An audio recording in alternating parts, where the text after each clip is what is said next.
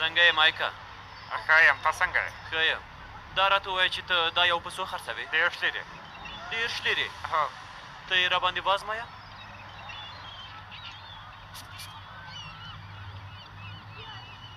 وروره دا څه دي؟ د مچانو دوا دې په کچه ولیده که څنګه؟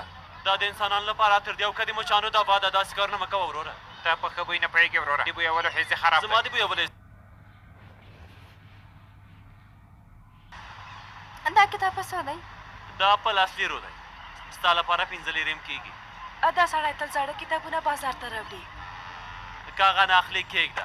دا وګوره ډېر یو ښه داستان دی. ته په موږ ملنډې وهې. ولې ملنډې ووایم چې نه اخلې له دې ځایه لاړه شي د خلکو مغز مه خورې هله. ښه عطرونه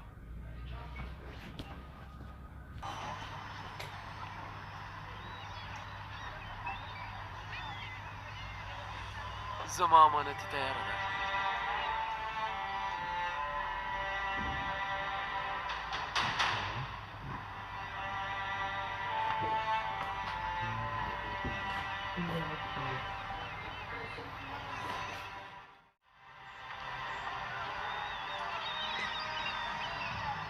مایک جانه زما په کتابونو پام کوه. زه زر بېرته راسم. سمه ده وروره. عامر صاحب هغه چا چې امانت یې واخیسته په 9 او مترو 15 بیا سانتي شاوخوا کې د نیلي کمیس او سپین پتلون یې اغوستی دی. پام وکړئ. سمه ده؟ پوه شو. موږ ورباندې پام کوو. ته ورته ډېر نږدې ورځه چې شک ونه کړي. هغه به مو تاتار ته ورسوي.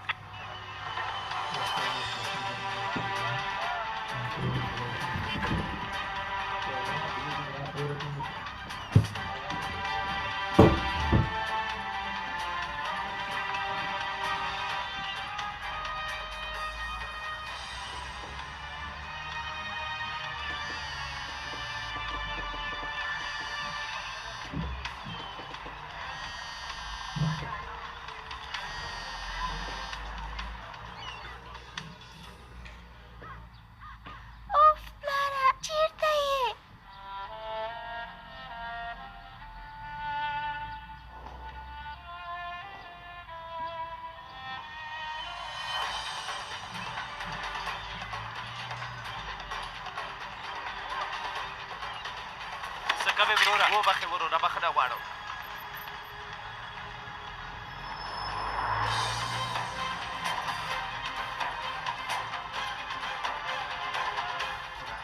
عامر صاحب یوه ستونزه پیدا شوې. بکس ورسره نشته. عامر صاحب اورې؟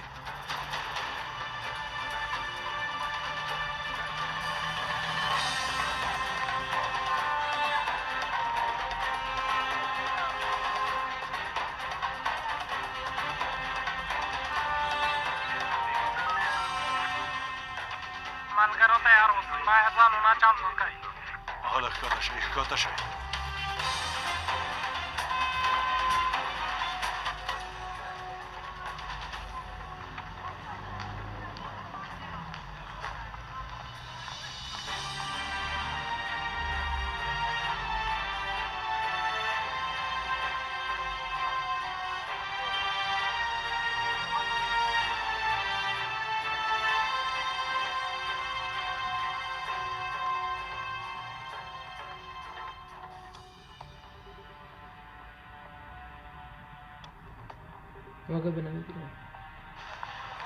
کار زموږ د څارنې لاندې دی. خپل کار ته دوام ورکړئ. وایي راځه.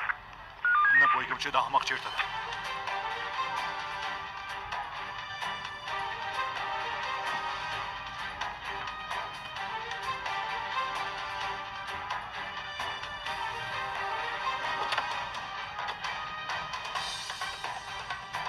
تاتاره تاتاره د موټر نه ښکته شه.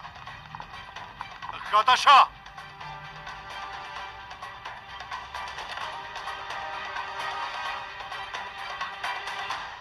عامر صاحب څه خبره ده؟ ستا رئیس چېرته دی؟ ووایه.